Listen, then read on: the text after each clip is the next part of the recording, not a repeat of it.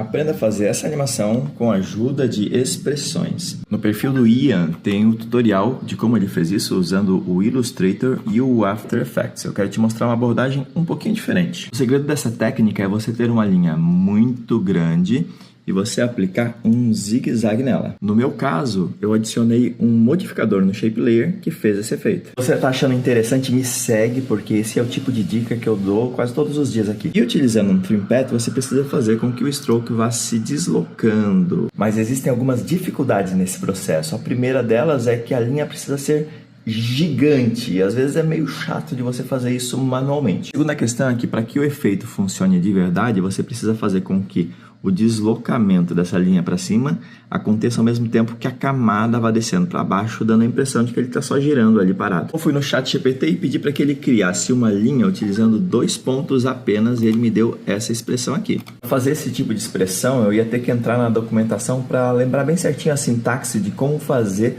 um path. Mas o ChatGPT adianta muito esse processo. E por que não utilizar ele então, né? O chat criou com valores aleatórios, mas depois eu customizei porque eu precisava. 540 no X para ficar bem no centro e menos 500 até menos 5.500 para ser uma linha realmente muito grande. E eu criei um slider offset, coloquei o valor de 100 pixels, que era o valor que eu queria que a linha fosse se deslocando para baixo.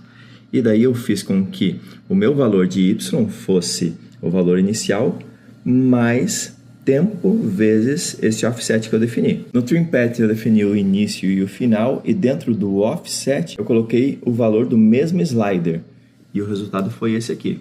Ou seja, a velocidade em que o offset joga o stroke para cima é muito maior do que a velocidade que ele está descendo para baixo via expressão.